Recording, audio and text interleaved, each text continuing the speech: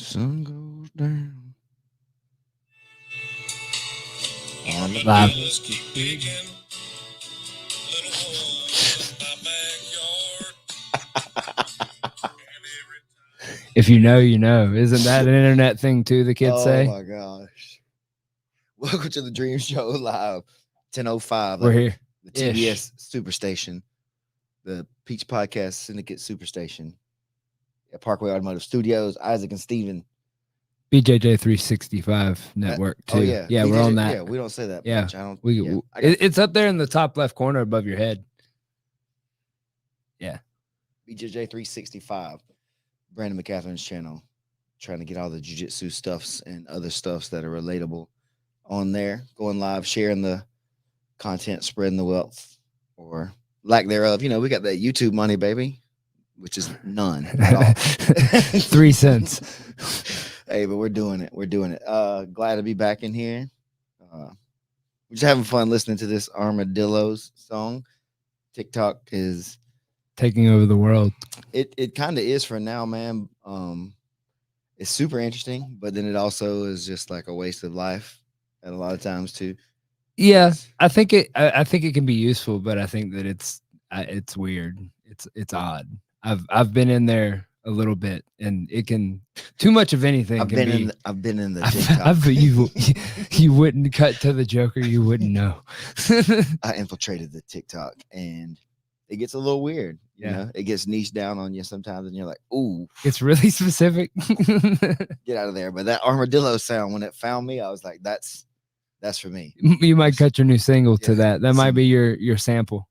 Dude, honestly, like I love some good old country music sounds. Let's make a beat to that. We need to get some like 90s country music stuff. Yes. And fix that up. You're taking me to Pizza Inn in North Carolina, getting a cookie pizza. Oh yeah. Yeah. Get a little George Strait on there. Yeah. A little Alan Jackson. Maybe some Garth Brooks. I don't know what you're into. You know, I don't know. Grundy County Auction might be down there. Nobody knows that. It's a whole rap song. That's a rap song. Seth talking about the China spy program. What is that? What TikTok is to you, Seth? Is China spy? Something about fluoride in the water. Then frogs shows. Oh, okay, yeah. Him and he's been watching a little bit too much. He seems a little riled up today, Seth. I should calm down. It may be true though, but you should still calm down. The truth. Yeah, just look into it. So it might still be true. So yeah, welcome to the show. Brought to you by Musgrove Trial Firm, 678-226-1994. If you are in an accident or have an issue with something, some personal injury of some sort, hit up Buddy, call them, talk to them, see if they can work out a deal with you to get you helped out. If not, okay, it's fine. You didn't lose anything but a little bit of time with a phone call. But maybe you get helped out and hooked up. And that's the only people right now that are sponsoring us. So everybody else that we've been shouting y'all out, come on through. Give us a call. We've been doing stuff, which is cool. We got Dream So, the first episode dropped. I think the reviews have been pretty good on that. Everybody was pretty excited by the way that it's came out so far. Talking about the first part of the first part of the first day, people who weren't there commenting about how nice it looked and how cool it was set up and everything. So that was good. Part of the future of it was having good footage and like good images to take back and to have for sales purposes and promotional stuff like that. So I think we're doing really good with that. We announced Kendall Roosing, ADCC trials winner, multiple time IBJJF world champion, as one of the instructors for the October camp this year or next year, 2022. We got a couple other people that are on the line, but we're kind of holding them back a little bit to announce and to use that as a way to sell more build spaces. Some of the suspense. Keep some of the mystery alive. We've got, I think we said we're going to allow like 45 total spaces being sold.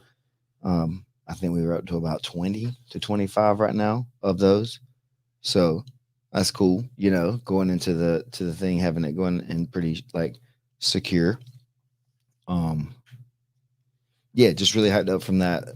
Seeing it playback you know, it's weird because like we were talking about me being there, being the one doing all the work and all the stuff is one thing, but then seeing how it plays back and what everybody else was doing and what they were like, what their time was like when I wasn't standing there, you know, what I didn't see, stuff like that. It's really cool. It's interesting. Different perspectives. Yeah. I tried to shoot it from angles that gave you kind of the view of, you know, what was it like over in this corner for this time and this, and because there were a lot of different side conversations that got spurred along that was like really interesting. Yeah, and the best part of it was that it was you didn't want to just be following me around handling all the administrative stuff or whatever. The best part of the camp was that the people getting together and hanging out, making new friends. Certain people, you know, didn't know each other but ended up being, you know, friends that are making plans for, you know, next trips and different things like that together. So super cool. Really looking forward to being able to go back down there and you know, do more stuff and keep that ball rolling. And then the dream show, pushing through, you know, getting the word out more, showing what we've been doing and what we've been working on and different things like that. So it's nice. It's nice to have it. It's nice to be working through it. And man, we're just looking, you know, always towards the next thing. Kind of, we're in a little bit of like a lull. We don't really have like a tournament set up, or we don't have a Mid-South coming up. We don't have like the pressure of trying to get this camp like sold. There's a bunch of little mini local stuff going on.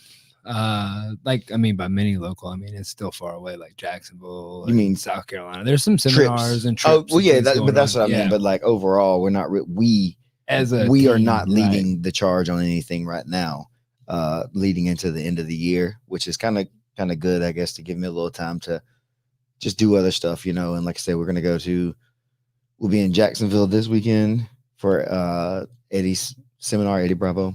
We'll be at 10 Planet Jacksonville. I think it's sold out, but if anybody's watching it and you're wanting to go, last night I think there was like 10 spots left. Okay, hit up like late last night. Hit up Brian Brown from 10 Planet Jacksonville. If you guys are interested in going, Eddie's going to be there this Saturday, the 4th. Or the next weekend, that's like Thanksgiving, right? So that's the next weekend's Thanksgiving, and then the next week I'll be in LA for the Eclipse, which is like the business meeting for the 10th Planet Association. And then there's a team duel that same day where the brown belts from locations get together and battle it out for like a quintet style kind of thing. So that'd be fun. Yeah, just to hang out and be out there a little bit and be in that loop. You know, last year would have been my first time to be able to go, but as a Moonhead, but obviously with COVID and everything, wasn't able to go. So this year they're going to just do it. You know, I think LA's weird, but I think we can get through it, you know, as long as everybody's doing what they're supposed to do. So should be fun. Yeah. I didn't even know that was going on, and I'd already planned an adventure driving from the thing in Jacksonville west all the way across, hitting all the different stops, all the different 10th planets between there on the southern route to Arizona, then to the West Coast. You'd have to probably take we're going New Orleans. Let's see, New Orleans, San Antonio, Austin to Albuquerque to. Whoa, that's backwards. Huh? That was backwards, but I get what you're saying. Yeah, there's a reason for the reason we're doing it backwards, like hitting San Antonio and then going back up to Austin and then going to Albuquerque and then Albuquerque to Arizona to hit the 2 Arizonas and then going down from there to LA and then back. Oh, it's gonna be fun. Me and South Dakota Chris. Y'all have fun. That should be fun, man. It could be fun. That's a long time in the car, though. Oh yeah, you're better at that than me. Wandering. That's what we do. That's definitely wandering. Some wandering grappling stuff. Get your little like graphic of the little. Oh yeah. Look out for the show next year. It'll be coming out. Like there will be a show coming off. The next thing. Yeah. After this thing is that thing. ADD, bro. That's how it's got to work, right? You got to be doing something to make the content for the next thing while the one thing's out. It's a hustle. So. People don't know. If you don't know, you know, you can't just be constantly live on stuff because that's running behind. Basically. Yeah. We're learning. Yeah. So after that, then you got what, Boogie? Boogie's gonna be in Greenville at 10 Planet Greenville, doing a seminar there. So we're gonna drive over there, get to hang out and see Boogie again anytime he's local-ish. within a few hours, I want to make sure I can try to go and hang out and see him, because it's, don't really get to see him at all. Even if I do see him a couple times a year, it's, not that much compared to being there every day and 2 or 3 times a day, So it's still nice to get to see the friends and hang out and stuff like that. So yeah, we're driving up there for the 11th, and then, looks like you're leading into, so boom, we're just out of the first of the, right? This year's flown by. Like, done. it feels like November just started, to be honest. It genuinely feels like November started like a week ago. Yeah, we're almost done, dude. And last year was busy because we started the PGF at the beginning and did that whole thing for most of the year with season 2 and the replays and doing the live show. So yeah. Where are you now in comparison to going into the PGF? In which way? Whichever way you went with that first. What do you mean? So, like, in what way, where are you mentally different than you were going into PGF originally? Because we were just talking about, like, the beginning of that year started with that. And now, like, there's all this momentum with the show, with Costa Rica, with the PGF, with everything. Like, what's different now? Dude, I guess just understanding better where I'm at in the world and stuff like that, as far as what I need to be doing more and where I want to direct my energy more. I think I understand that a little bit better. I've been trying that since then, to kind of figure out the key to happiness in life, or whatever it is, the balance of being the dude leading the charge every day at the gym, but then also being able to be at home and being a good, balancing all that stuff out. It's really one thing that I've been trying to. Well, it's like on the Dream Show, you made the comment as you were going in. I remember on one episode you were talking about the fact that, like, you all of a sudden realized that you were the, like, wise one in the group, or like you were the one that was like the experienced one, and you're like, oh, I didn't necessarily expect to be that guy. Yeah, man. And I guess that's part of it, is like, I feel like I've mentally moved forward past some things that were maybe holding me back. The way that I handled certain relationships and things like that, I think I've figured out needing to deal with stuff in a different way because of where I was at station wise in life. I wasn't just a 20-something-year-old guy that's out there just hanging out with the bros, rolling and different things like that. I am a black belt. I am one of the, representatives of the system when I go places, and the things I do, the way I act, the choices I make, they all like reflect directly on me, of course, but then also on the other people around me and stuff. So seeing that play out and understanding, where that is and what that means a little bit more, definitely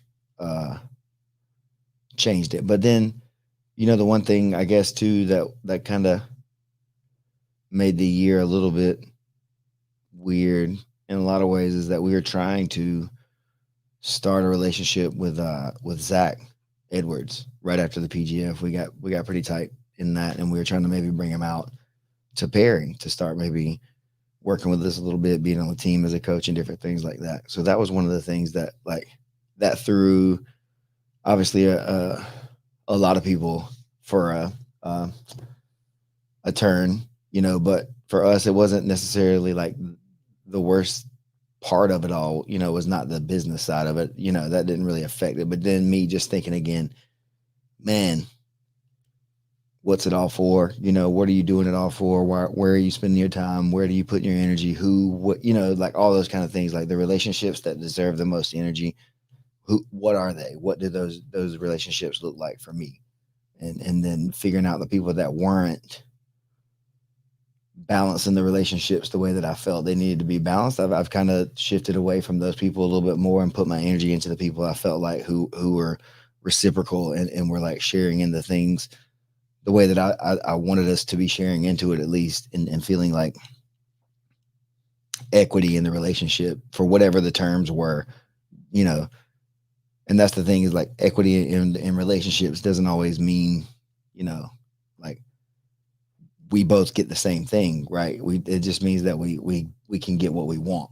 We both can get what we want out of the situation. And so that's the thing. People need to make sure that you're following up and following through with as many of the things that you say you are, and trying to do the things that you know, all those kind of things. And it's really like, it really put that into perspective. You know, it really made me want to think about being better for that reason also, you know, just because, again, you know, it's life short.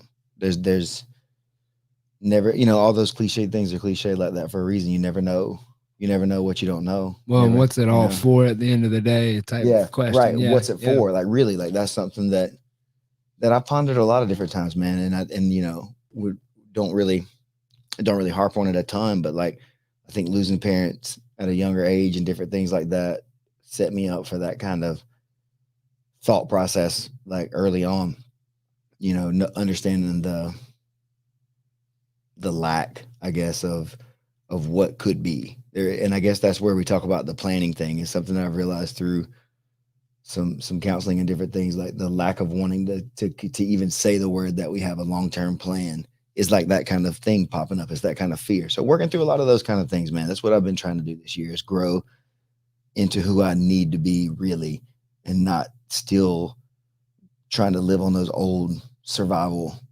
instincts that kind of kick in when you feel pressure, you know. Right. And that's what I was saying, kind of like in the PGF, some of those old instincts kind of kick in, kind of flare up. You feel that pressure, you know, and you want to revert back to an older self. Yeah, that happened to you a couple of times. Like, I was really close to you, and there was some stuff that like, and I don't know how much you want to go into anything like that, but like how, like, there were times that I could see you working through that, and that's kind of why I asked you that question, because I've seen the difference between then and now. Like, it's still a thing. Yeah, like it's still something that I'm trying to do better every day. Right. Let's just say I still don't always do not right. You know what I mean? Maybe it's not right and wrong, but I still don't always have the best day, you know, or whatever. And and somebody is going to get that bad interaction. And hopefully I can keep that to a minimum, you know, as much as I can. But, you know, we're humans. Everybody has days like that and stuff. So does that mentality almost give you the ability to realize that about everybody, and kind of almost realize that, hey, maybe that guy's just having, that's his day. That's and I caught his day. Exactly. So instead of making it worse, then all right, cool, man, have your day. Let them have it. Yeah. And then if it becomes like a huge pattern of stuff like that, then that's then you know to avoid. I know avoid that pattern. Right, exactly. I know this person is bringing negative energy to me every day. They're making me feel negative about myself, or I feel negatively about them too much. And so I don't like that kind of feeling anymore. I don't want to stress out about somebody else, right? Because that's all external. I can't worry about what other people are doing and not doing. And if like you said, like if somebody comes in and they're already just having a day, you know, or like if I'm having a bad day and I come in here snapping on you or whatever, then you could just think, man, Steven hates me, you know, or whatever. Or you could just think, man, he's having a bad day today, because, you know, the track record is that I'm 90% never done that to you. But today I definitely went off, and that's weird, you know. And so just kind of figuring out how to understand what that is, because different people have different ones of those kind of. The way to communicate it varies from person to person too. Exactly. It's like, how do I communicate that between you and me versus how do you communicate it to, say, your wife or your child? Like, it would all be different interpretations. I guess, like we say about a lot of things, you got to kind of try to meet people at their level, I guess. And then, but you can only meet them at the level that you are of understanding as well. Right. So if I haven't done any of this thinking about this stuff, then I couldn't meet people at that place where they're having a crappy day and something else is the reason that this thing is out of control all of a sudden.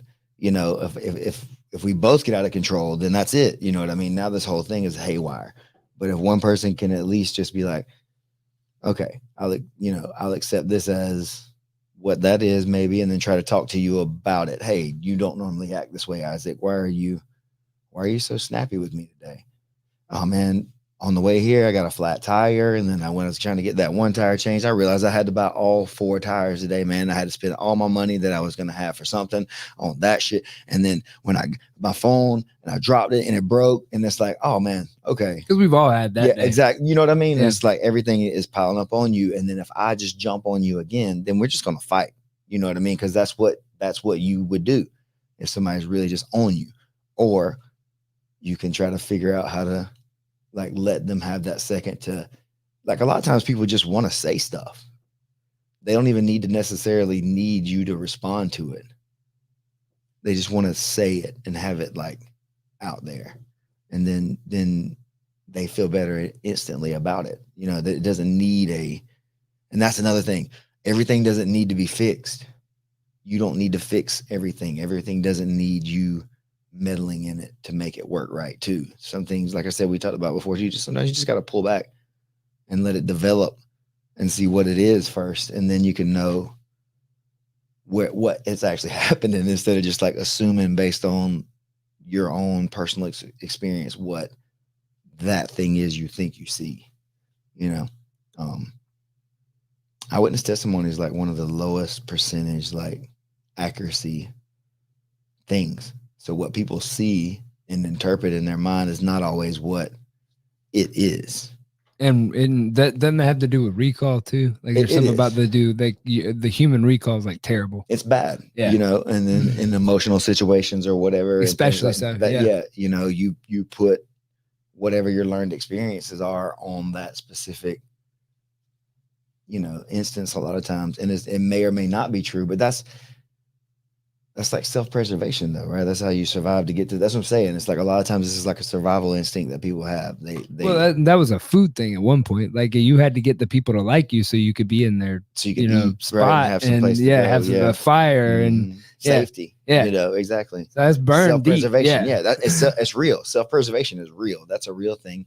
And a lot of people are going around operating only on those survival instincts over and over. And that's why people do each other dirty all the time and think that it's me gonna F you over and then you're gonna F me back over and then somebody else is gonna come in and do, you know what I mean? Just like all the way to the top. That's what people think it is. But I think that it doesn't have to always be such an adversarial like situation. Even in competition, it's not always such an adversarial thing, right? How many people out there that are super successful do you know of that like genuinely, and I mean, I'm not talking about the like 1% egregious ones, but the majority of what you would consider successful people, like how many of those stepped on necks and backs to get to where they were? Not as many as I think you would I think that it's more of what you're talking about. I think there's just things that happen, right? And then the butterfly effect or whatever may perception maybe so. And maybe some people also will perceive that they've been stepped on.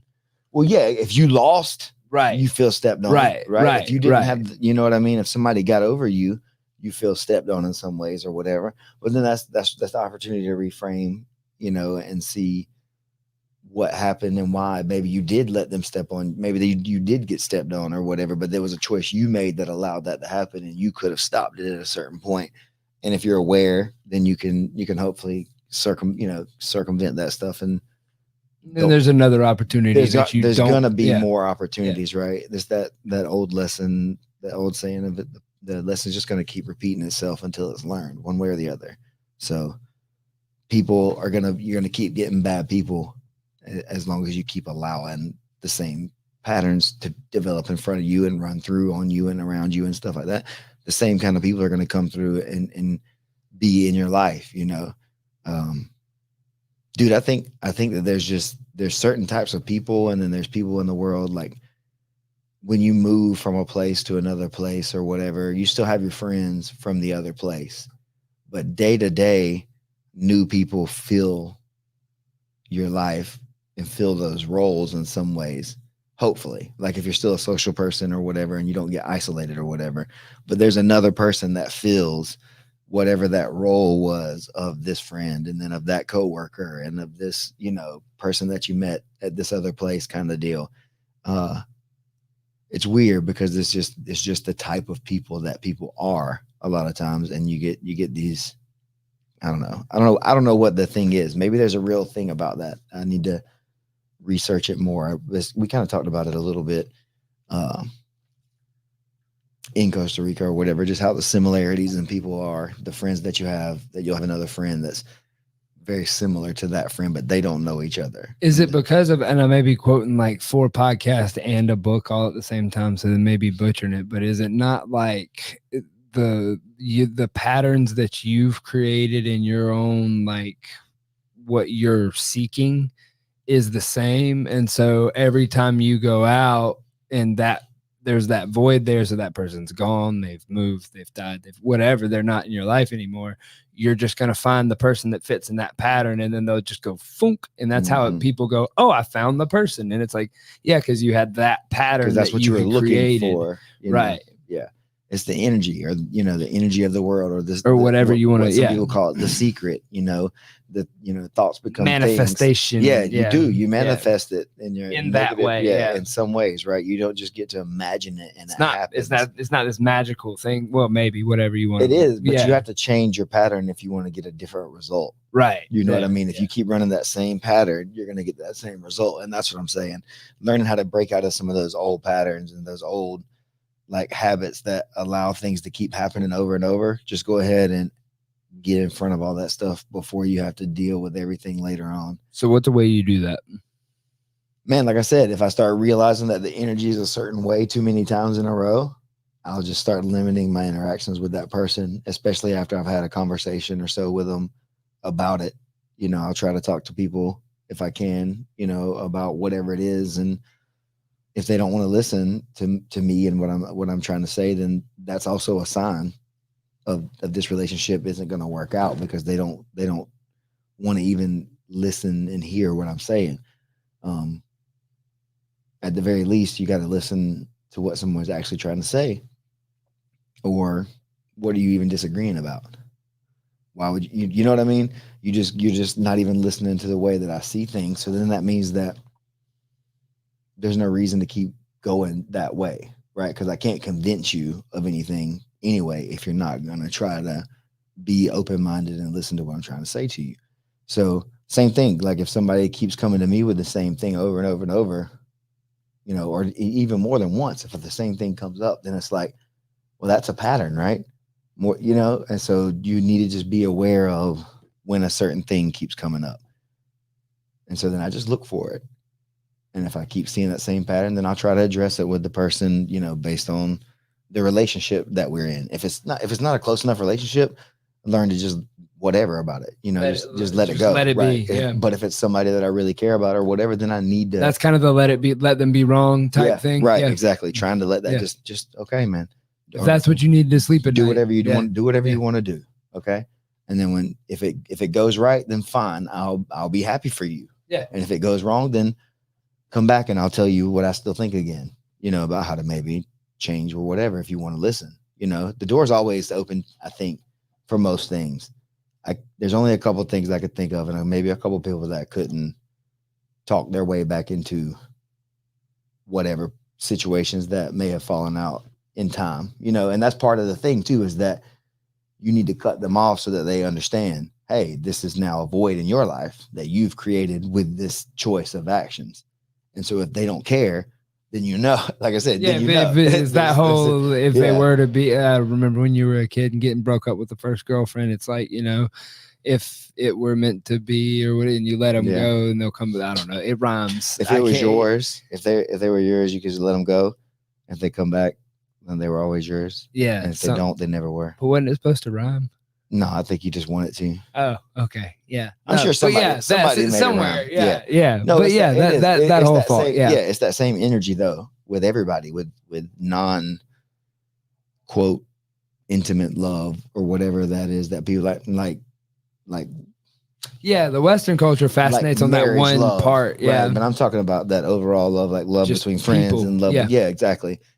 Like that love in a good relationship that you would have with somebody that you can trust and like has your back and wants to see you do good, and will that thing again, another one of those like silly mean things, but like the people who will clap for you even when they don't get to win. Yeah. Those kind of people, where are they at? That's the kind of people you need to be around as much as you can, because when their day comes, you can do that for them too. Right. Because everybody needs that. Everybody needs somebody that's going to be trying to lift them up, trying to clap for them when they're winning. And if they're struggling, to try to pull them up, I think some people represent that though, as almost in a way of to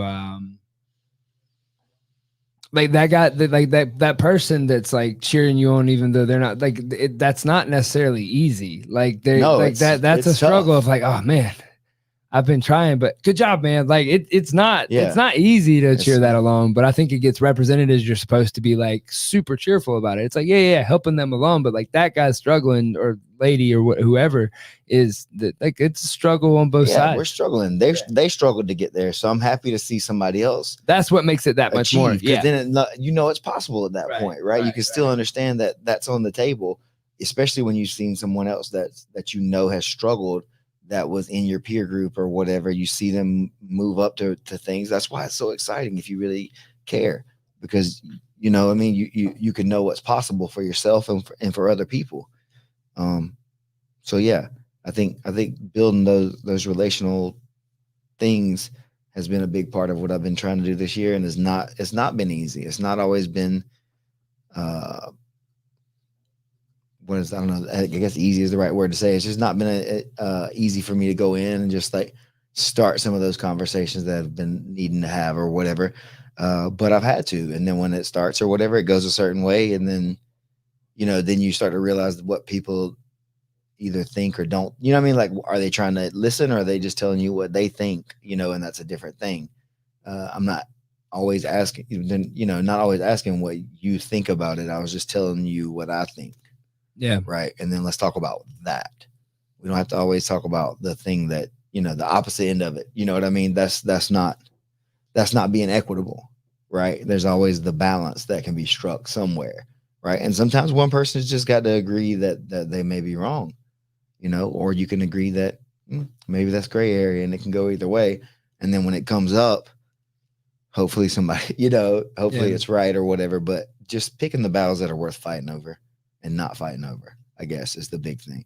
Some things are just not worth dying about and making arguments that would cause enough trouble to argue and fight about. But then there's some things that are definitely like your principle about.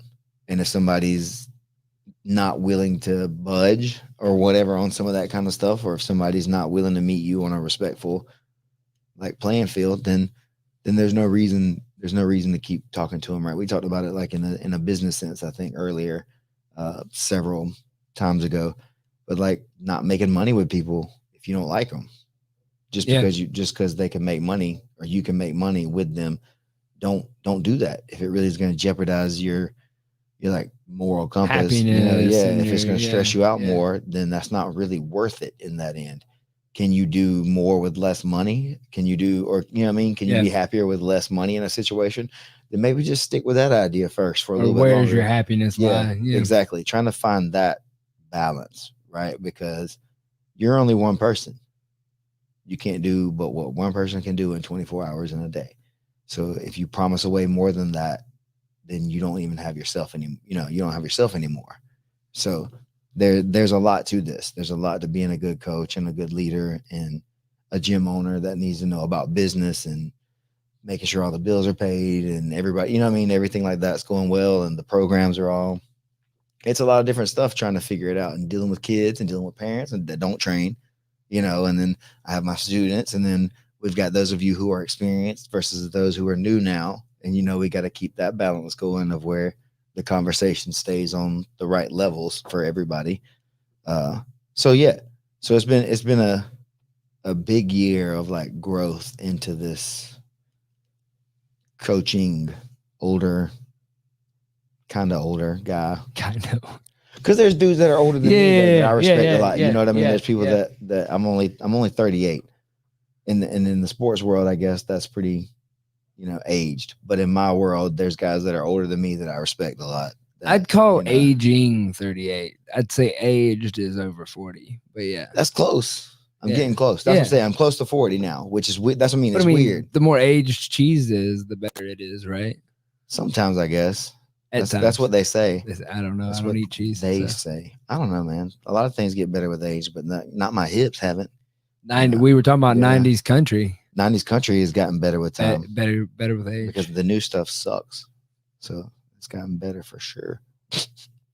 So just like that's been the big thing for this year of growth since we started doing all these things. Because we weren't doing this like this even last year at this time. We started all this in 2021, coming here and doing the show and everything. So yeah, it all kind of kicked off with the PGF, and that was part of the goal, right? Was to use that as like a springboard to show who I was and my competition and the way I handle myself and all those different things. And then, you know, you get the opportunity that you asked for, and now you got to be the person that you said you would be. And then that may not be very easy once you get the opportunity to do all the things that you kind of want to do, because that takes time and takes energy, and you have to be away from the family to do some things for a week or two at a time, or multiple weeks. I think I've been home again this year. I'm not going to say a number, but it's a small number. Right. I've been home.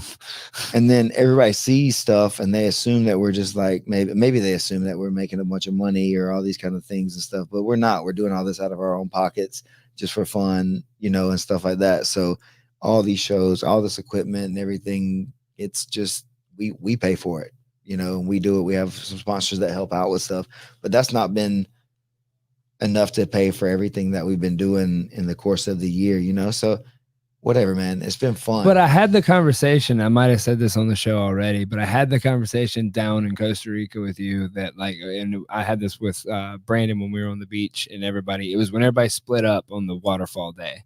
And we were out there talking, and like, you'll catch some of the footage on the Dream Show of like, people hanging out on a beach. There's like guys over here tussling and doing jiu-jitsu stuff on a beach, and there's people diving in water, and there's this giant, big, huge ocean.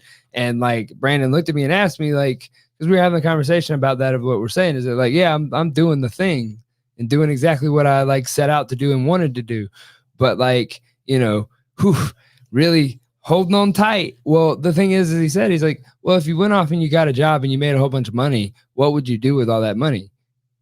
What you're doing right now. So it's like, yeah. So it's perspective. Yeah, it is. It's all about perspective. And that's been the choice, I guess, that we've been making, is to do this way, because it's what makes us the most happy. Right. And then all the byproduct of that other people get from it is even better. Right. If it creates opportunities for other people to make money or to go on trips or whatever. Give everybody else the opportunity to have that same feeling. If they can. Yeah. If they want it.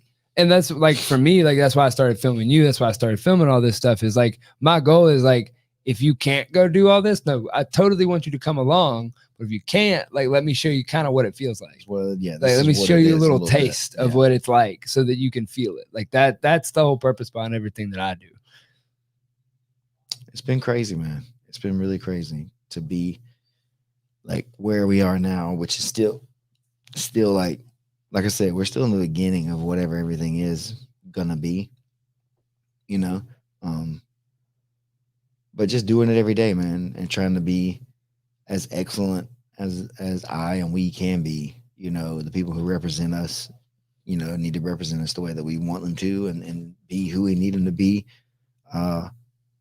Because the culture is what's going to lead the way. You know, it's not just about me, right? It can't just be me all the time. I've got to get the people around me to buy in to be that way. And that's kind of what I meant about the relationship stuff. It's like, if we just don't agree, then we just don't agree, you know, and that's okay. If you just can't get on board, if you can't buy in, then that's okay. I understand it's not for everybody to buy into the things that I think, because I don't buy into everything everybody else thinks, and that's fair. But if it is my team, if it is my business, if it is my dream, if it is my goal, then I need it to stay true to me and what I really believe and what I really think, and not let everybody else tell me what it's supposed to be, because that's not why we're here. It's not what everybody, you know what I mean? Like, you got to respect people. You're talking about everybody's dream, not just your dream, not just like, it's the dream is to allow for it to evolve into what it should be and not be influenced by certain things, certain right? other, and not get turned into certain things. I don't want it to just be a money grab. Right. And just turn into something cheesy that's just with no heart. You know what I mean? It's got to have heart. It's got to have real feeling in it. And at least for me to be involved in it and to feel good about it, it's got to really mean something, you know? And I don't know what that is each time. Each thing can mean something totally different, you know, donating time or money or proceeds or whatever that is could be something, or maybe That's right. You had the We Defy thing this weekend at your gym. yeah, we didn't did you? that open Yeah. mat there for the We Defy Foundation. We just came in, did some jiu-jitsu for a couple hours and took up a collection and, provided some cash for a person to go do some jiu-jitsu, and Right. I don't know, man, over and over and over again, you'll see the same things kind of pop up, and you'll see the people who are being real and who are not being real. There's a lot of people who talk about a bunch of certain things, but then when the hardships come and then when the opportunity comes, like I said, to be and do what you said, people don't do it. They don't follow through. They don't do what they say they're going to do, or they turn, they change, and they let the other stuff get to them. And that's hard. It's hard not to. It's hard not to see money or the opportunity to maybe get some money and be like, oh, I need to get that, because it's been a long, hard road. It's been. Well, I mean, why do you it's think been most tough. bands break up? Oh, Money. for sure. Yeah. Why do most marriages break up? It's always money. Money's the Yeah. thing, right? So what do you need? You just need enough, man. You just need enough. What's enough? Well, that's up to each individual That's person. an individual thing. It's decide, like, what right? does that mean? Yeah. Yeah. What do you need in your life to be happy? And some people need other things,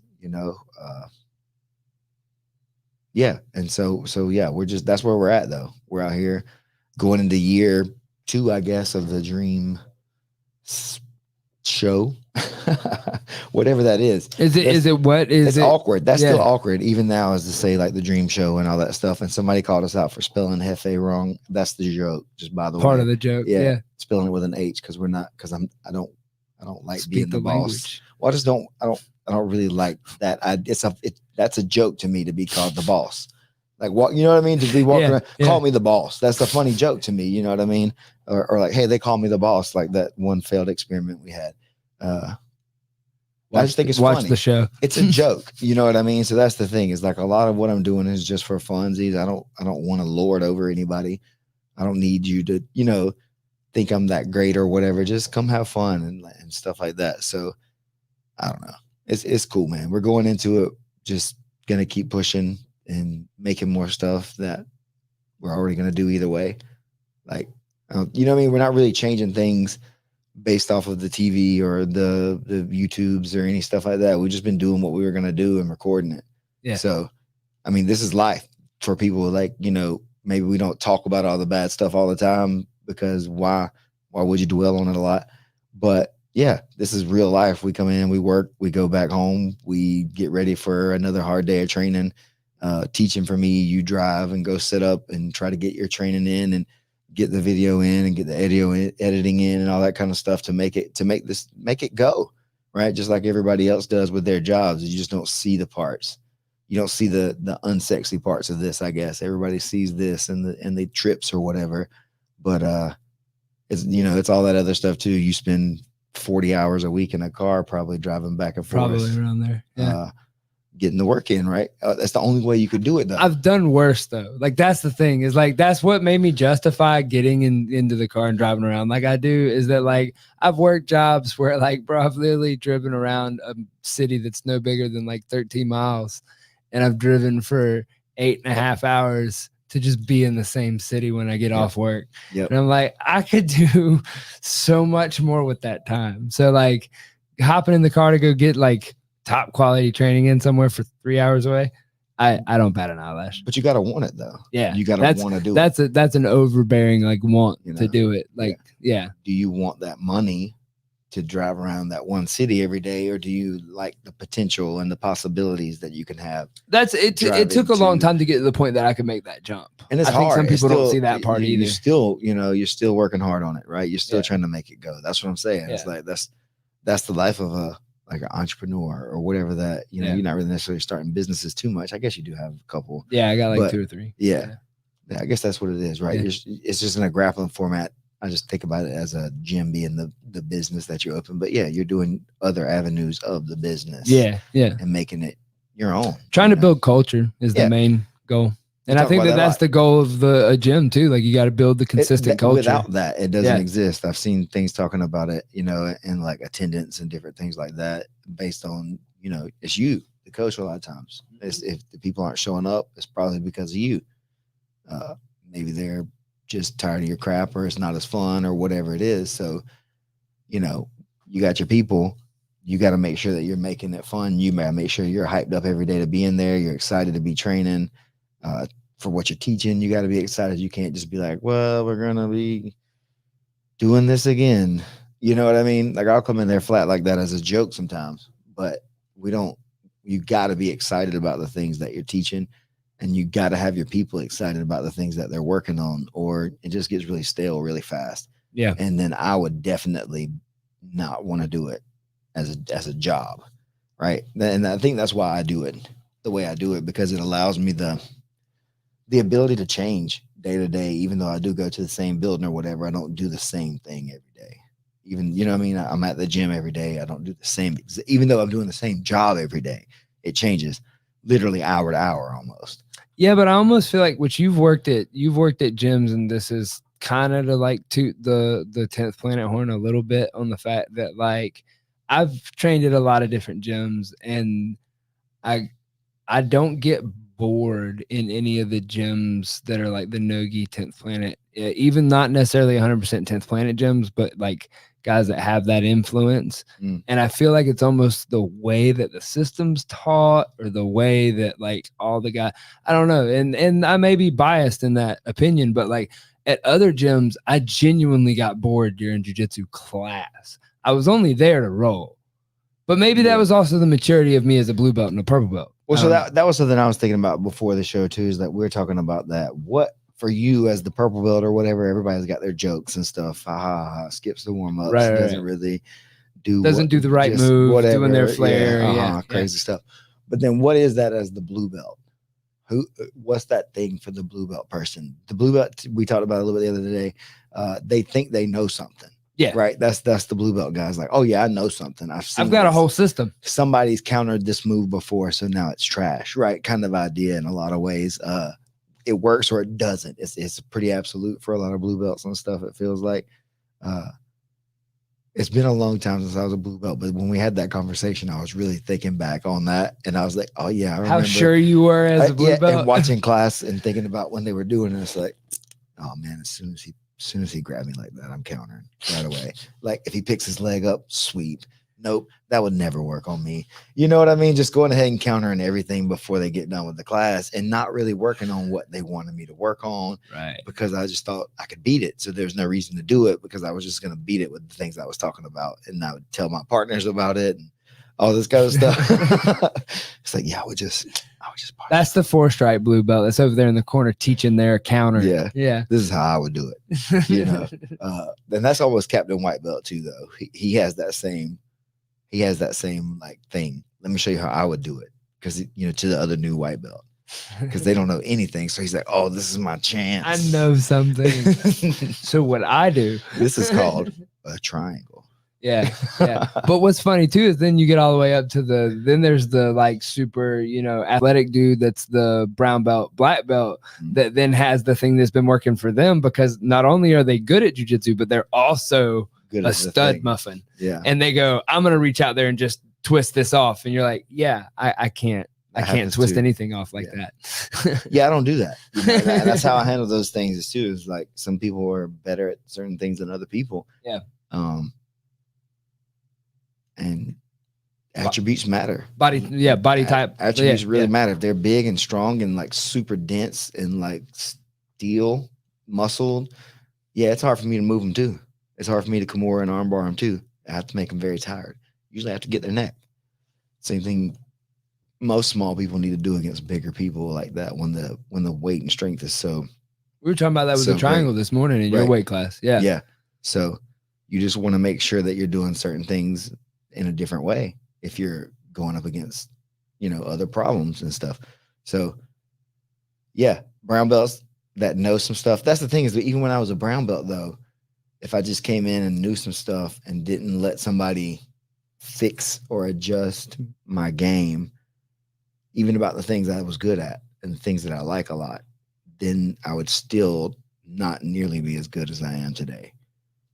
So even now as a black belt, if I still go to these seminars all the time and try to learn something new and really try to, like, you see, we come back from seminars, if somebody shows something, it's like, all right, let's spend some time just doing this thing and see what it is, what it feels like. Don't forget it. And then If it immediately clicks, then it does. And if not, then I'll put it away for a while, and then I'll see it and it's like, oh, this is that thing that we saw at such and such seminar. Look at this. This is how it connects to what we've been doing.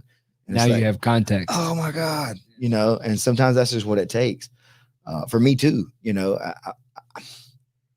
I don't like to say that I'm a slow learner. Like, I think I understand fast. I just don't think I can do it quickly. I think the physical part takes me time to make it work right. But conceptually, I can see what you're saying, but I can't quite always just do it. That takes me a lot of time. And some people can just do it, but can't explain it. I can explain things that I can't do physically. I could have somebody else doing it, and I don't know what that looks like to the outside world, because people talk about coaches sometimes that use students to demo the move that they're explaining or whatever.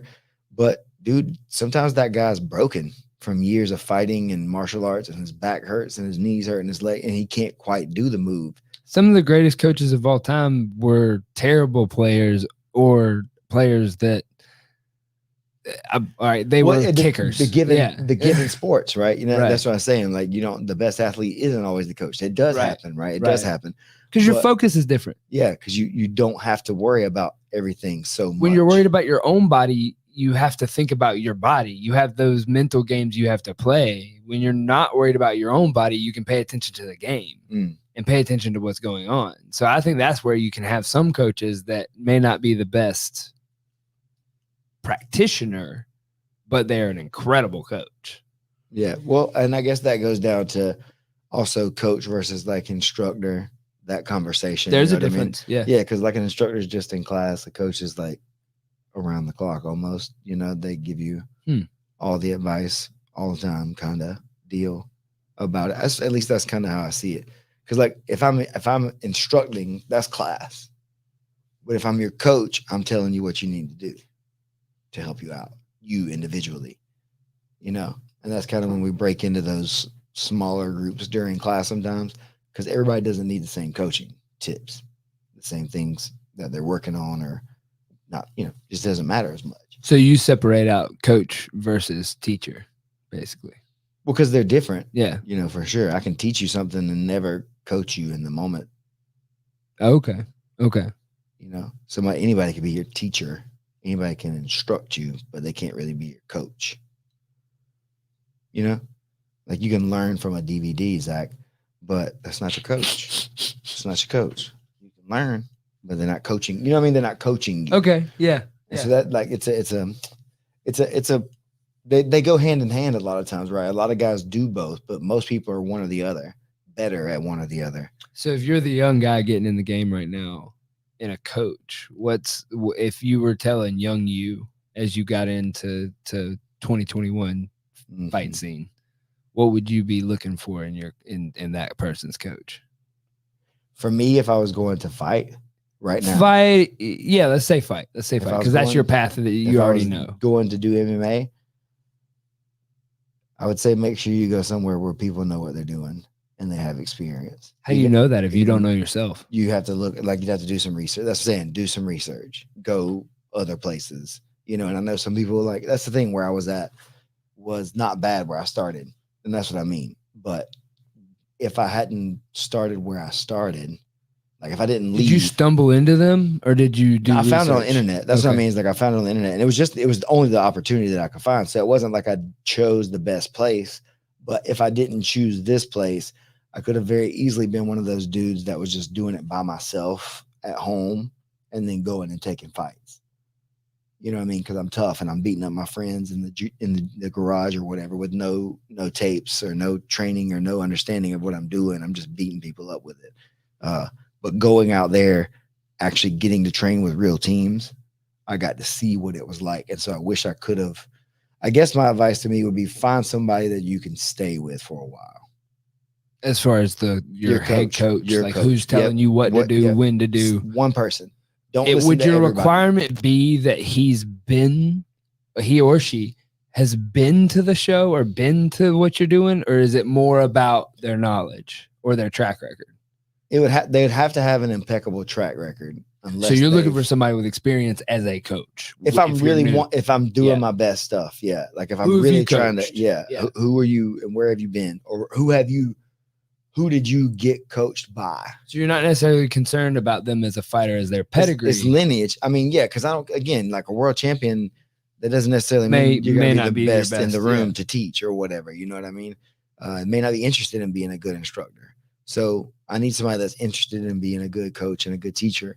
And then, but I guess what I'm saying is somebody that you can run everything through and trust. Like if I hear this from Isaac, then I'm going to go over to my coach and be like, "Hey, I heard this thing," and then the coach can sit there and tell you what they think, and then you can, accept what, they're saying, and you don't always have to do what they say, right?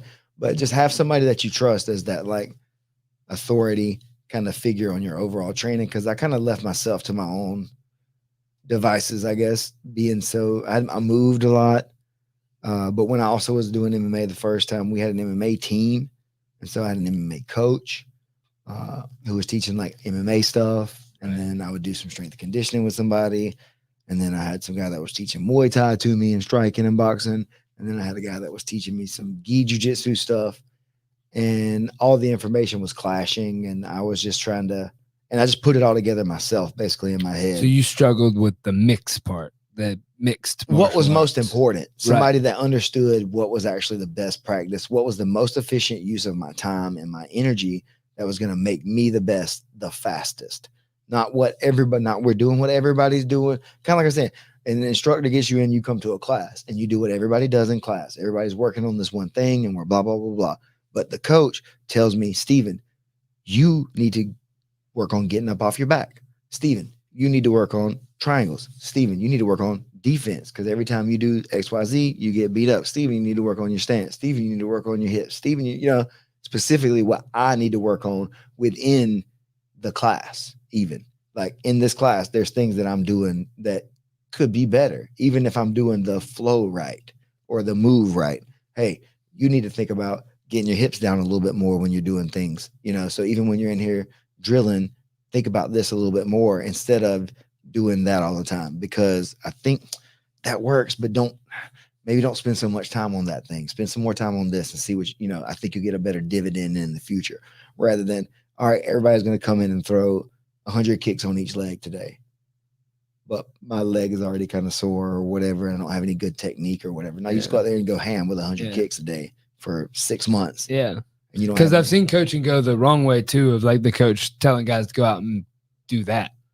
Yeah, well, dude, I've heard all thrash their kind of bodies and exactly, just kicking trees and posts. The parking post. That's been my favorite. Here, we're gonna go kick these parking posts for 45 minutes to make our shins tougher. Stupid, man. Stupid what people would do because they want to be tough or they want to look tough or they want people to think they're tough. Right? It's that's the thing. Find somebody that you can trust. Man, they may not even need to be the best at the sport, but if you can trust them and they've got some good knowledge, then they'll lead you to the right place. That can swing too far the other way too, though. With what's his name? He's got the guru that's been in his corner 2 times. I can't think of his name, but like you need to trust them, but they do need to have knowledge inside the sport. Right. That's what I'm saying. It's like they need to be knowledgeable, but it doesn't always have to be direct experience guy. Yeah. It doesn't always have to be, or you know what I mean? Like it doesn't have to be the best coach either. Like you don't need, I don't know, since we're talking about, you don't need Eddie necessarily to be your coach because Eddie's the top of the 10th planet system. He's really, really good, and, et cetera, et cetera. But maybe you fit in better with someone else as your coach or whatever, or maybe you just can't get to him. So then if all you have is he would be the best coach for me and you can't get to him, then you're living in a negative mind state or whatever. Like, you know what I mean? So find the person. And then it's what's your goal? Are you trying to go be world champion of the world? Then maybe it's worth it to go move and sleep, sell everything. Yeah, exactly. Right. What are you trying to do? Though. No, there's not. That's the biggest thing. And that's what a good coach needs to tell you. They need to tell you the truth. They need to be honest with you. And it's not about, the coach isn't trying to make money. The coach isn't trying to have his business be successful necessarily off of you. He's trying to have you be successful. They're trying to help you reach your goals despite everything else. Right. In spite of you know what I mean? And it's a big sacrifice to be a really good coach. You hear a lot about that, guys that'll be with you and go stay with you and travel with you and be with, all these kind of things. It's important. It's really, really important to have somebody like that. Because a lot of people go out and don't ever have that experience of somebody they can trust with them, and they just get chewed up and they never know their own potential, really, because they never even got a chance to like see it. Then yeah, that would definitely be it. A coach that knows how to lead a room, and make sure everybody's taken care of, and not just this hierarchy of people beating each other up from top down, and then as a new person comes in, you're now the new person that gets to beat up somebody. Because I've seen that at some of the top, like some of the big teams that are in the sport, that like sometimes it almost turns into what I got turned off of football when I got to the college level, of the guys that are like, almost there, but need guidance or whatever, just turn into the chew toys for the top guys. And so the elite guys just sit there and chew through the top guys. So like you're saying, going to the very best team, the very best coach might not be the move for you. You might need somebody who can give you some one-on-one help and individual. You don't just get gnawed through because you can't make it through those guys. Yeah. Not day in and day out. No, you can't. That's what I mean. And so making sure that you're being protected too, making sure you're not getting chewed up by people, that the other coach in the gym needs somebody to be a sparring partner for Isaac. Bodies, it's a body game. And Isaac's known for just knocking people out, and you aren't ready for that. You can't train to that level yet because you're not experienced enough. But you weigh as much as he does, man. Come on in there. Let's give him a round. Nah, we're good. Because he don't need that yet. You don't need to go in there and feel that yet. There's no reason to go in unless we're working out. If we're going to work out, that's a different thing. There's a different thing between working out and getting fights. Is that necessary still? What? Working out, like when you're saying working out, you're not talking like lifting barbells heavy or like, or we're sorting it out when you're saying no. I'm talking about like, are we? No. That's what I'm saying. Either we're going ham, fighting, sparring, which is what that person is wanting. For. Yeah, and then I'm not able to go up to that level. Yeah. But do you ever have to go to that level in training to be a good fighter?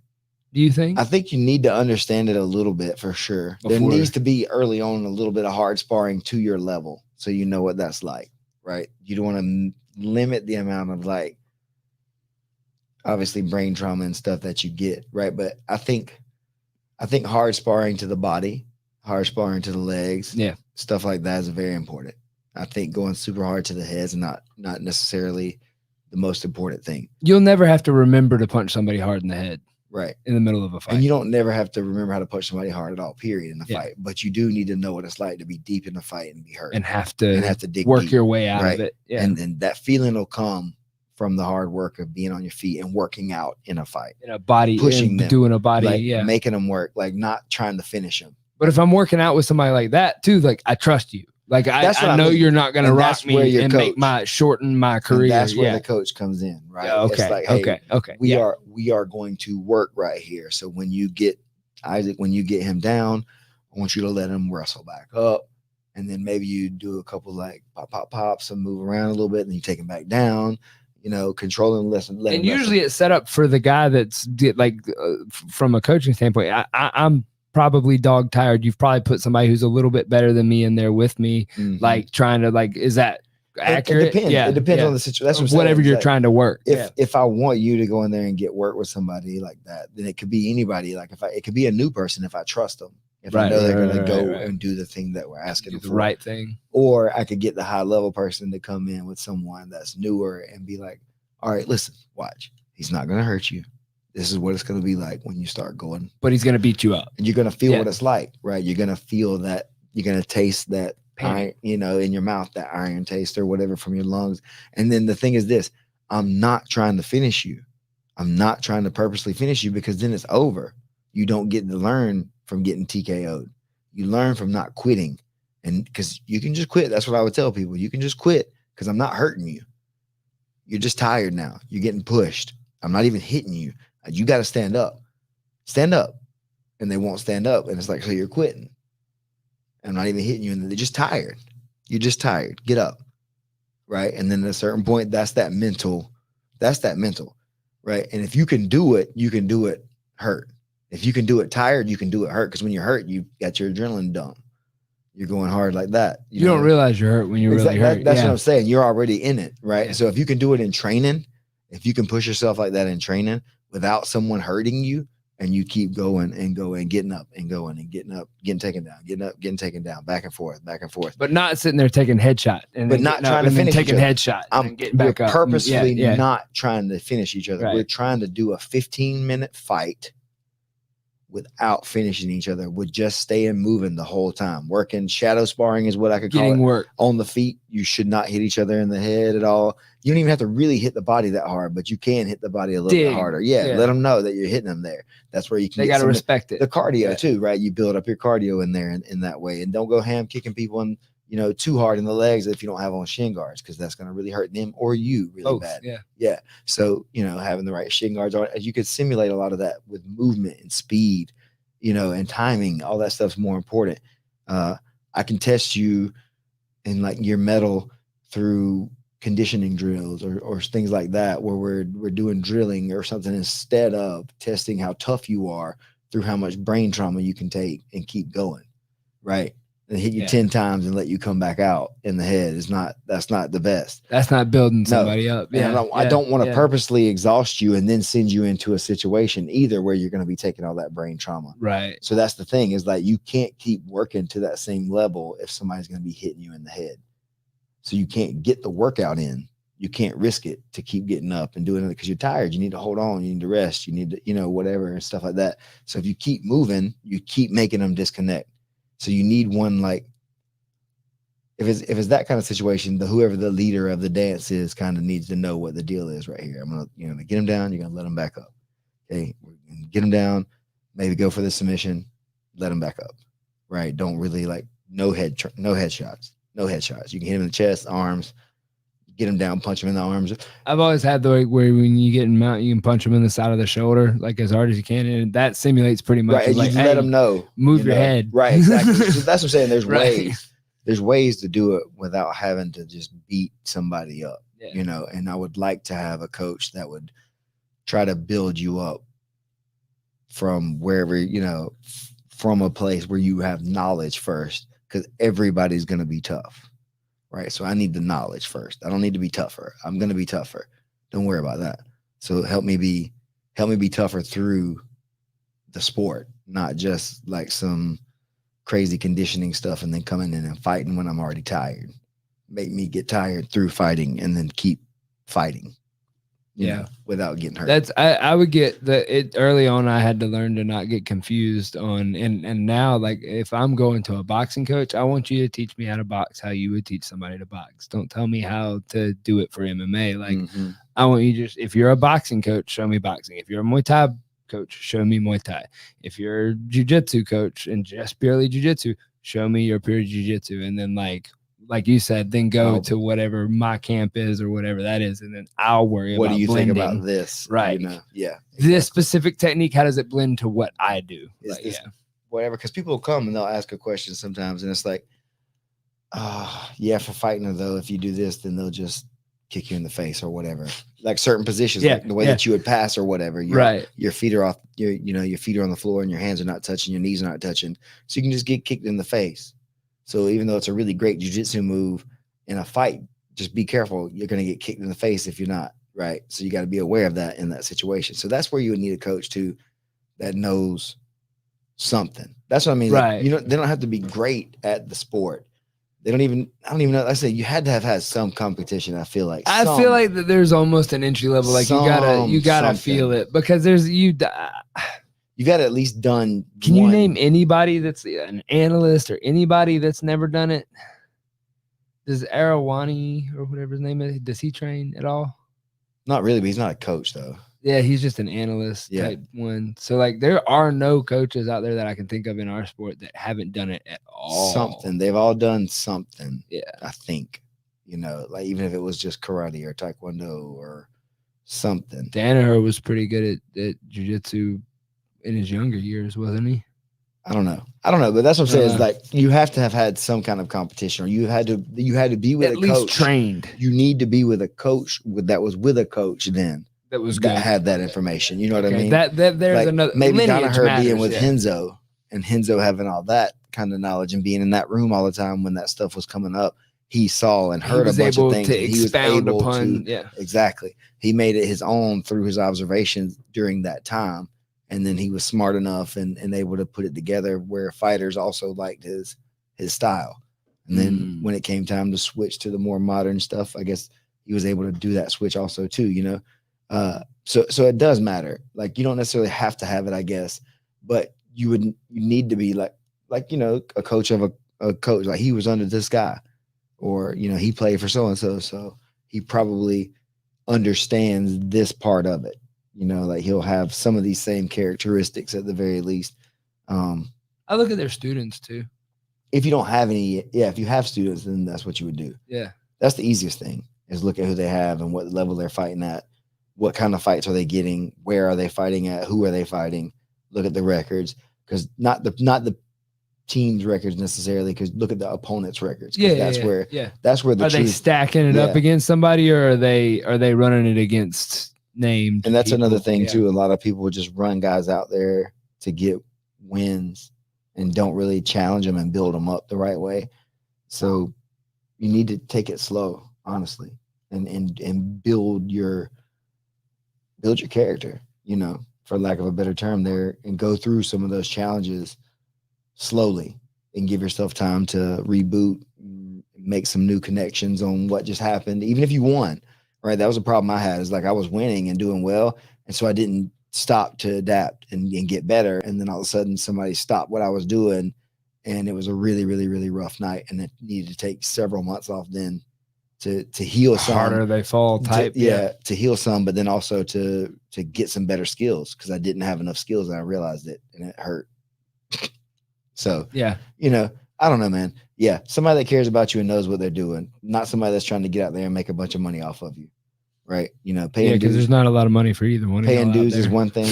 Like if you're paying your dues, that's cool. If your coach is trying to get out here and start getting you into a contract where he gets a percentage of your purse and all those kind of things. Especially like if you're first starting out. No, that's what I mean. Like, there's guys like that. That's our version of the music industry of don't sign anything. Like, if you're an amateur and you've got 1 or 2 wins and somebody's trying to get you to sign a contract, no.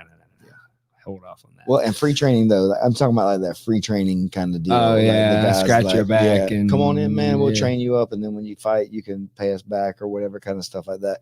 That's kind of a buddy gym too. So like that doesn't make them bad always, but that means that they're not very professional always sometimes too. Because super pro, that's not really usually you're paying, like if you're at the top of the heap, you're paying your coach that's coming to be in your you have directly. Specific amounts of a lot of times I think that's the way. And some people pay dues to their gym, but if you have individual coaches, you maybe have deals with them that you've made. Right. And some guys may come support other people, you know, based on relationships and things like that, which like a coach would do. Right. Some people may not. Well, especially in the early years too. Like you're talking about 2 different levels there. Like if you got a guy going out there to make $500,000, like break a piece off for your coach. Well, so that's the thing is like if you're paying them all the time through like dues or whatever it is, okay, then you don't need that big payoff. The coach should be. I should be happy with what I'm getting. And your success, you can give me a bonus or whatever if you get something big off of our, you know, training together and different things like that. But our agreement was you only had to pay for your dues or whatever. For training, like, so you're saying like if somebody's a member of a gym and paying a gym membership, then that's if that's all they're getting is that kind of training and that's stuff. the training. But if you're getting specific training, if you want me after hours, if you want, you know, privates and all that kind of stuff, then maybe that is a bill that you'll get at the end of a camp where we spent 12 hours or whatever one-on-one, and you know each hour costs X amount for you. So maybe that's a big thing that like creators have to learn too, is like your time's worth money. Like, so maybe I'll let you get it on kind of consignment where you pay me back, and sometimes that burns me because you don't get the fight because you get hurt or things happen and you know you don't get the money back, so that sucks sometimes. But at least at that time, there should not be bad feelings about it because you made $1 million and I didn't get paid for my time and you got $1 million. But Yeah. if I build you $200 an hour or whatever, because I'm some coach that's good enough to get $200 an hour from you, and you want to pay it for 12 hours, then you owe me, this much money. And if you don't have it, then now we can have a discussion about business. Right. That's a different discussion. You know what I mean? Now we're no longer talking about fighting. And once again, the best fighter or the best coach may not be the best businessman. True story. Or woman. And that's what I'm saying. Yeah, so it's hard to do all those things well. It's hard to be all those people.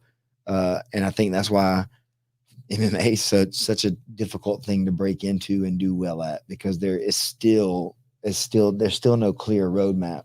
There's still no path to make it in MMA. There's no, there's no guarantees whatsoever. No, yeah. I mean, I guess it's kind of like with any of the other sports, but I think a lot of guys. Yeah, but you go to college, you play a sport, you get recruited out of college, you go be a pro, or you don't get recruited, you go to open tryouts. There's pathways, but there's none of that for MMA. There's none of that for you just MMA. show up. That's what I was saying. You're at a gym and you want to fight. Yeah. Okay, cool. Well, let's see how good you can get at it. And if you're dumb enough, they'll let you do it 15 times for free. Yeah, for sure. For sure. And they'll make some money off of it. Yeah. They'll get paid and they'll be happy to use you and get plenty of money off. Give you a $5 belt and be like, you're the champion. Yeah. Take some pictures because they just made $1,000 off of that $20 belt or $100 belt or whatever, a couple $1,000. So whatever they pay for the belt, they're not paying you. It's just fine though, right? Because that's the business and that's what you're into. And so MMA is a different monster, man. Jiu Jitsu is one thing for sure, but MMA is a different monster. I caution people that want to get into MMA now. Yeah, to not almost unless you really, really want to and you really know what you're getting yourself into. It's not something that you dabble in. I think that's important because I think that it still exists like that. It's not a dabbling thing. You can't. No. You can't. If you want to work out and do training or whatever, that's one thing. That's cool. Come work out. We'll do some MMA training. Maybe you want to kickbox. Maybe you want to do MMA sparring sessions and stuff, or you want to be a part of the training team, and that's cool or whatever. But if you want to be good at it, even in that room, you have to take it extremely serious because it hurts so much every day. Yeah. And even if you're not doing it hard, it hurts because you're getting hit and kicked and picked up and put down, and people are landing on you. And there's an 18-year-old that wants to do it just as bad. That it doesn't hurt him nearly as bad. They don't have nothing to lose yet. They don't know they have anything to lose yet. Well, that's what I mean though. That's where it's changing now. We're starting to see more of those younger people. Guys, it's starting to come up again, like in MMA and in Jiu Jitsu, where the 20-somethings or whatever are going to start coming around and doing stuff because they've been training, looking for these opportunities since they were kids or whatever. And if they were brought up correctly, they don't have any of the trauma. They haven't been getting hit in the head for 10, 12 years or whatever. And they're ready to go and they're fresh. And hopefully what's not happening is that they're chewed up by the time they're 20 and you have a 3-year career because you've already did all your mileage as a teenager getting ready to get to the big show. So that's the thing. It's just tough. It's different. I don't know what the right way to do it is for MMA. I think it's each individual.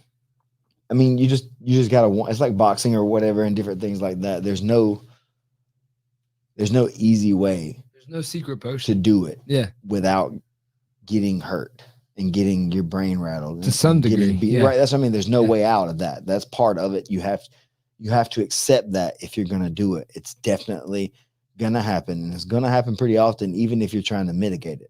I mean, now that we have pretty extensive footage on bare knuckle boxing out there, do you think that because people used to say, "Oh, we just take the gloves off, that'll get rid of the CTE." I've seen some pretty gnarly knockouts in the bare knuckle boxing. Now they're isolated in just boxing, so that's my argument there. Is that they're isolating it into just that scenario it's where we're still trading just headshots. Trading trauma. That's all it is, right? So it's different still. So I'm interested to see how this bare knuckle MMA works out because I've heard Jiu Jitsu is pretty dominant in there because it kind of saves your hands. It does, and you don't have the gloves, so your hands fit better, and they can't hold on to you in the same way. You can't throw an overhand right that you just close your eyes and throw your hand like a bomb. But also on the ground, but also with grappling, the gloves make a difference. Oh, huge difference. It makes it harder. And it makes it easier to defend stuff if you have the gloves on a lot of times. So yeah, there is no right way to do that. Yeah. There is no good way for that to happen. So to be honest with you, I'm not against it. I don't hate it, but when No, people no, ask me or whatever, I caution them very greatly to understand what you are now getting yourself into, because this is not easy. This is not a game. There's like fighting is not recreational. No. You know what I mean? Like jiu-jitsu is a hobby. Fighting is not a hobby. This is not a midlife crisis. Yeah. Like I want to just try this out. That scares me when I see people do that. You know what I mean? And there's a lot of guys that go out there and the promoter can take care of them, hopefully, or whatever, and they get a decent enough matchup and blah, blah, blah.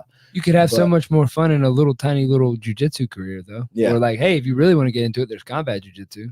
But a lot of people are still trying to prove something to themselves, man. Okay. You know what it is? I can imagine that. I think that's we got to get that. But that's the thing, is the stigma of that too, is like trying to prove what kind of man you are through like punching somebody else in the head or showing you can get hit in the head or whatever. It doesn't necessarily, that's not what proves it. You know, you can be good enough and tough enough without having to have that experience, right? So what's the guy that can still do that though? Like if it's not like, what if it's not rooted in that? And I don't even really know, because like a lot of us did start off in this for that same reason. So like, what does it look like for the guy that still wants to do it? He doesn't want to go be UFC champion of the world, but he still wants to feel it. He still wants to do it. Like, and so I would ask why. Like, why do you need that feeling? What do you think that is that's giving you that? What is that? What are you getting? What is the feeling?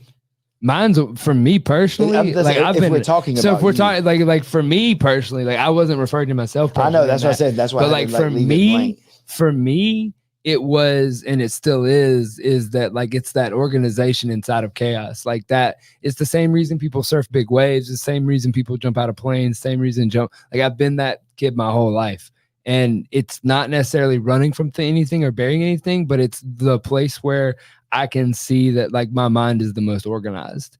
And from working with me for a year, it's not necessarily the most organized thing all the time. And so like that, like, so what maybe people talk about that tunnel, like nothing simulates what that happens inside those fights. So the honest answer is you got to get inside your head and figure out what that is. No, I get that. And part of it is that, because you're going to not be able to do that one day. Right. And then how are you going to organize your entire life then when you can't ever have that again? That's been my last 2.5 years. So that's what I'm saying though. Like, that's what hip surgery did to me. And that's where I guess I think I've been in the last several years since I quit fighting too. It's like, what does that look like? That was my organization. That was my whole identity. That's who I was. That's what I did all day, every day. And then when that got taken away, what do I do now? Who am I? Yeah. Who am I? Who is Stephen Eakin without needing to be in the gym sparring and training and fighting every day? Thankfully, I found and had jiu-jitsu, not found, but still had jiu-jitsu to do it to a degree, but it still wasn't the same, right? The adrenaline. That's and what I'm saying. Yeah, there's no simulation of it. And that's what I mean. Yeah. So I needed to get over that. I needed to get over the need for whatever that was, you know. And for me, it was looking for like admiration and love and acceptance, stuff like that. So I had to like learn to accept myself for who I am and where I am. And stuff like that. I can't speak for everybody. That's what I'm saying. Right. Who are you in that situation? And what are you looking for at the end of it? That feeling. People were proud of me, and they let me know how proud they were and stuff like that. And so I like the admiration. I like people being proud of me, because when I was younger, I didn't really get a lot of that. Yeah. I wasn't the kind of person that people were proud of a lot of times, or at least they didn't say it. Right. And this was the first thing that I could attach myself to, that people always said that I was doing great and that people were proud of me and my parents would be proud and all that kind of stuff. So it's like, cool. Well, this is the whole thing for me then, because now I can make everybody proud. But then at a certain point, it's like, well, now what do you do? Because nobody really cares anymore. And at the end of the day, it was a topical thing, and you were really the only one that actually truly cared that much about. Nobody cared as much as I did. Right. Nobody else. You're the one day in, day out, that the blood, the sweat, the tears. Like, yeah, I remember those were yours. One of my uncles that I always thought was going to be like super, super impressed. One time I came back for Christmas and was like, "Are you still doing that fighting stuff?" And I was like, "Yes, sir." And he's like, "I just don't know how you do that." And I was like, "What? I thought you would be like hyped up and wanting to like talk." He's like, "Man, that stuff's so rough. Yeah, I just like can't." It's like, wow. Okay, like I didn't feel any kind of bad way towards him or about the situation, but I just thought that was a strange thing. I was like, wow, I thought of all people, you would be like super excited about it, but the fact that he even thought, man, that's that's a little rough. A little weird. Yeah. I was like, wow, you chased me with a chainsaw when I was a child through the woods. So Yeah. Well, and like, so like going back to the question you asked me of like, for me, it's also too the stories of the people inside of all of it. That's kind of what I've now attached. And that's where my media, that's where my film, that's where the jiu-jitsu, like it's the people. I get more tied into the people than I do that. Now, am I done fighting? No. But like, do I understand that there's an end to it and there's a different reason that I'm trying to go? Yeah. So like, I'll run it to where I feel like I want to be done with it, and wherever that is, then like you said, I don't have to rediscover jiu-jitsu. Jiu-jitsu, I've always said, is going to be what I do for the rest of my life. And then now I have the part of the people that I'm trying to like be in there with. Do you need to fight again? Do I need to?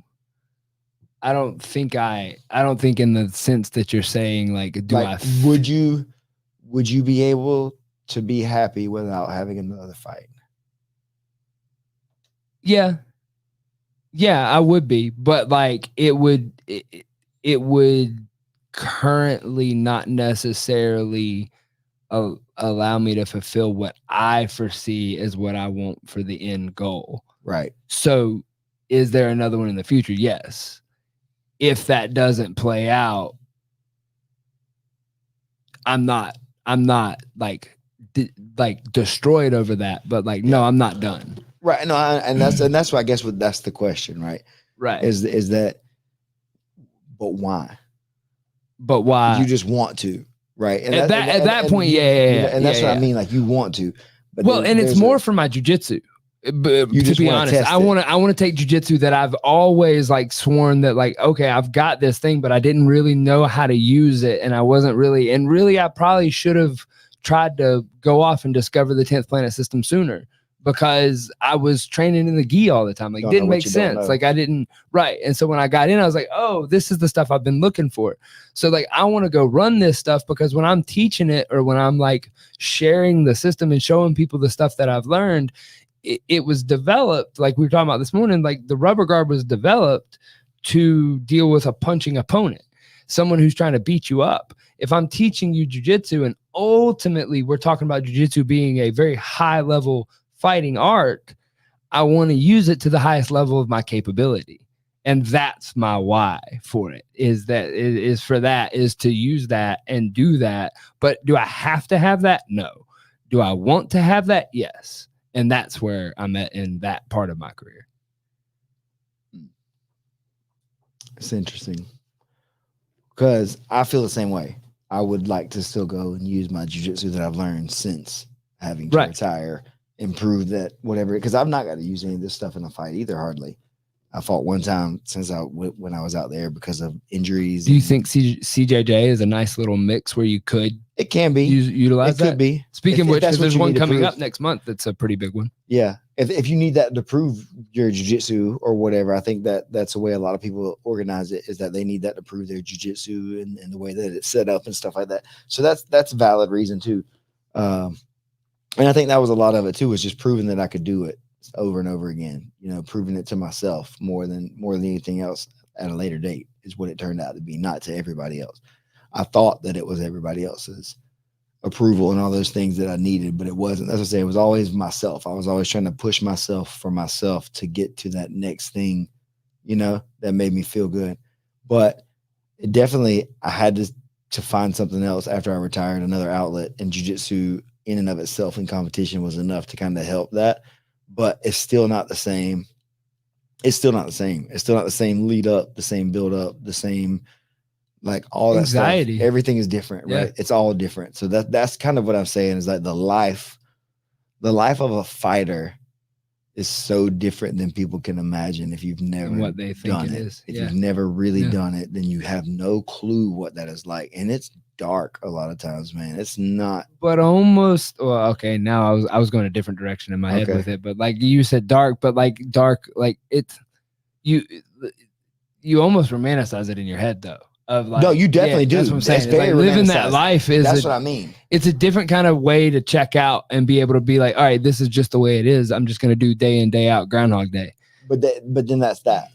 And then that's all it is, though. Right. Right. And Right. then in 10 years, if you look up, that's what I'm saying.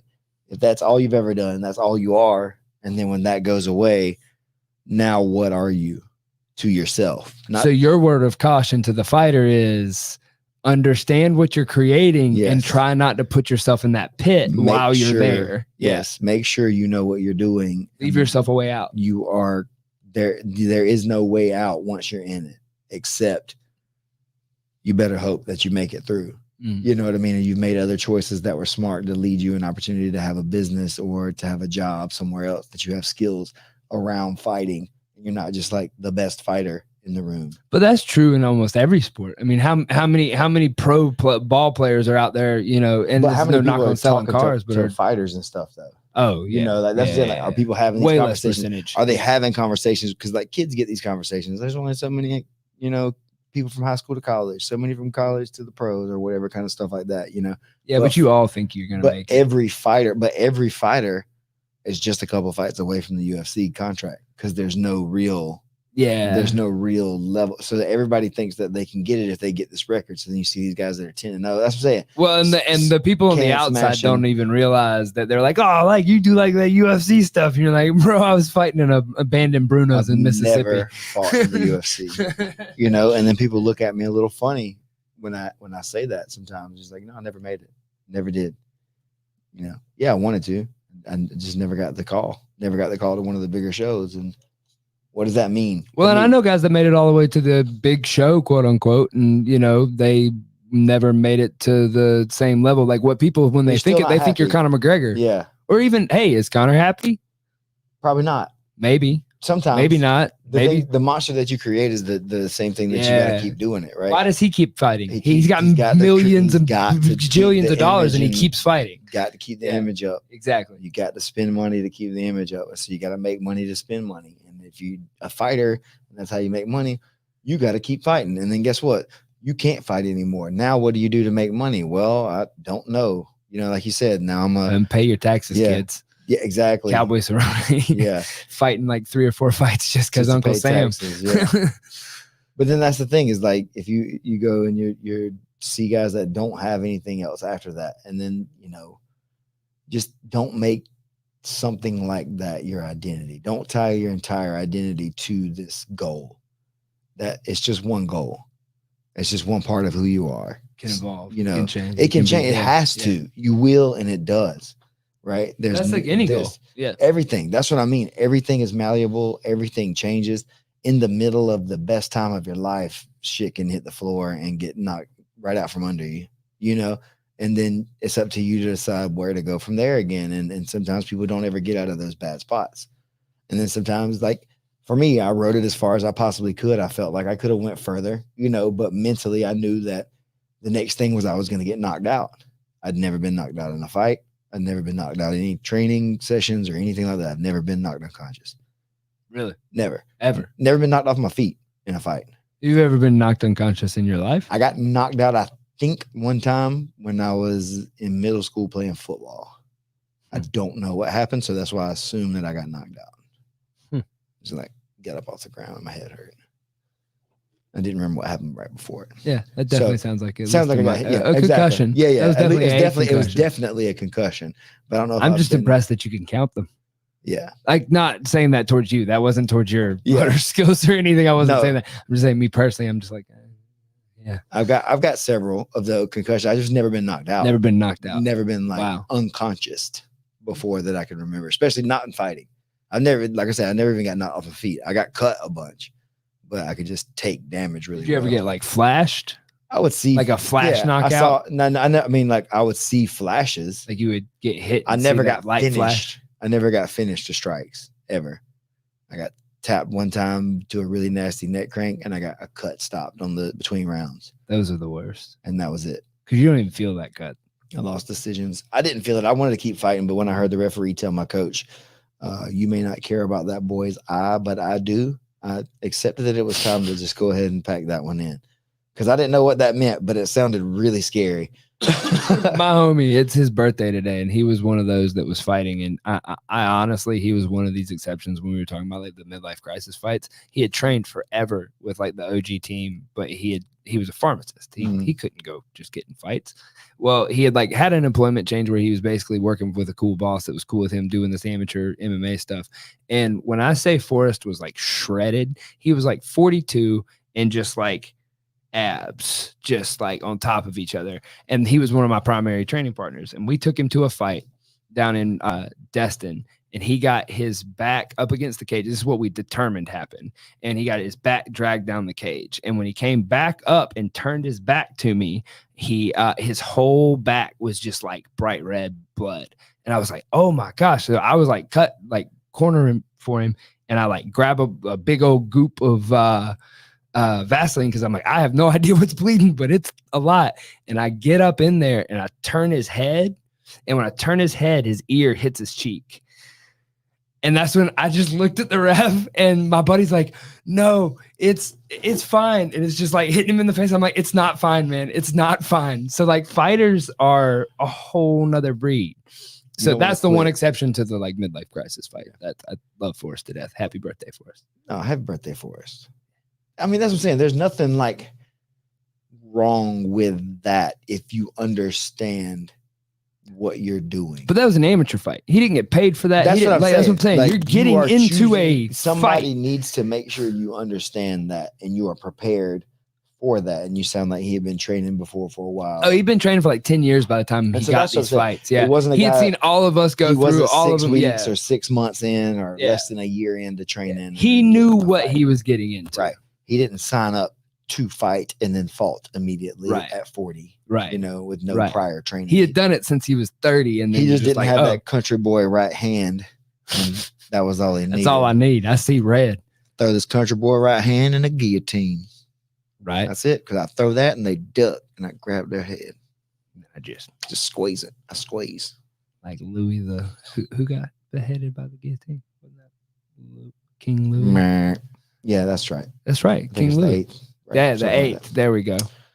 Anyways. Yeah, so CJJ, you brought it up. Donald Cerrone, I saw you try to segue a couple times.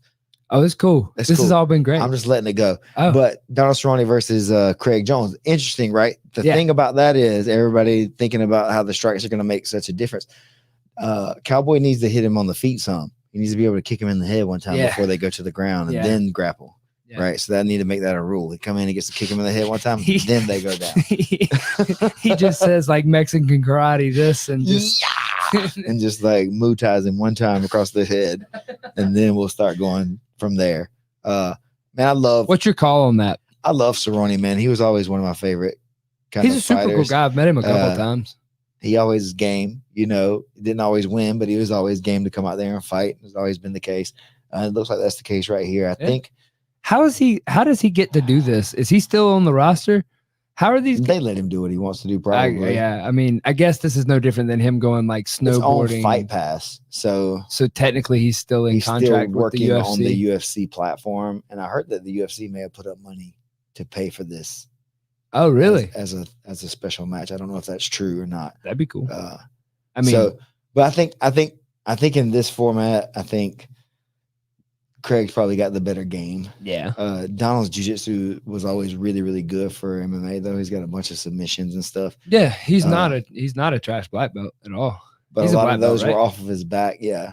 And stuff like that, you know, nice triangles and different stuff like that. So I don't know. How's his leg game though? Yeah, I guess that's the thing. I don't know. I think Muay Thai kind of stiffens up the old ankles. That's been my experience, is that the bottom half of my legs, shins rather, from the shin down, is pretty stiff on both sides, and I got to keep grinding it out because of that kicking those poles and stuff that I was told to do when I was younger. Made your shin stuff, made your ankles weak, made my life incomplete. That was okay. That was a rhyme. See, we're gonna be dropping our singles soon. Oh man! All right, but yeah, I think Craig's gonna be able to get him, dude. I'd love to see Cerrone come out there and somehow pull out the win, but I just don't know how he could do it. Isn't Craig a little bit bigger than Cerrone too? maybe. body wise. So I've never met Craig in maybe. person, but I've met Cerrone, and Cerrone's not as big as I thought he was. Yeah. I'm not saying he's small. All right. I'm not saying he was a small man I don't know. I've never been side by side with them either. Yeah. so I'd can't be say. interested to see. He fought 55 and 70. That's what I mean. So what does Craig fight? Probably it makes 85 a lot of times. I think 200, something like that. That's what I thought. He was a little bit like of a taller, longer type person. Cerrone might be close to 200 though at normal life. Oh yeah. We're also thinking fighter life. Yeah. Yeah, And so- both times I met him, he was fighting at 55 that week. Yeah, So he was so- like at his 55 weight. Yeah, So, so he might be a little bit thicker when he's on his way Interesting. to regular life. So yeah, that'd be really exciting to see JJ Worlds. Ben Eddy is going to be one of the representatives for the 10th Planet guys, and Keith Krikorian. Ben hit 2 Hindula teens in the trials to win. that was impressive. If you don't know what it is, you gotta look it up because I can't even really explain it. Bro, in my there. hips can't do that. It's like this in the rubber guard. You guillotine them with your rubber guard. If you don't know, you gotta look up Ben Eddy. It's really like phenomenal stuff. It's pretty. I say it's unique, but I've seen other people be able to do it, so it doesn't mean it's like unique. He's the only person that can do it, but he's the only person I've ever seen prior to him do it. And actively doing Nobody it had ever in done it. high level Yes. competition. He submitted Yeah. several Yeah. black belts and Yeah. stuff with it, so super cool. And then Keith Krikorian, the runner-up from trials, is going to be in there representing the 10th Planet team. So that's going to be really exciting, man. I love watching the combat jiu-jitsu stuff. It's fun for me, just to see again how the game plays out a little bit more when people are trying to strike or not trying to strike, and what the strategies kind of turn out to be. And I don't know, it's just fun, and without the UFC needing the striking, standing on the feet so much, you get to see a lot of good jiu-jitsu, which is what I'm more interested in, is seeing guys just standing and trading and like circling around and stuff like that. I'd rather see them engaging on the floor, either in good jiu-jitsu where they're grappling or striking and grappling. Either way, I'd rather see that than a lot of the striking arts these days, I guess, for entertainment purposes for myself. So super hyped about that. Anything for you going on before we start to cut out? Other than the trip across the country, that'll be Triple Crown country. Yeah, we're gonna hit all the 10th planets. If you're at any of the 10th planets on the southern route to the West Coast, Come on in, hit me up. Hit up Caveman Chris. Caveman jazz. Chris. Is it South Dakota Chris? South Dakota Chris, Caveman Chris. He's got many personas. But what you writing down there? You trying to? Yeah, you know what I'm doing. Oh, okay. Everybody that's on this stream to call this number right now. Hold it up. Call this number. Everybody just call and just tell them I told you to call. I appreciate it if you would really do that. It would mean a lot to me. Just call and to say something, just be like, hey, Dream Show told me to call you. I love you. All right. Much love. Peace. Oh, we're out. That's it. Oh, we're out. Yeah, All right. you blew it. You didn't even cut it. Cut.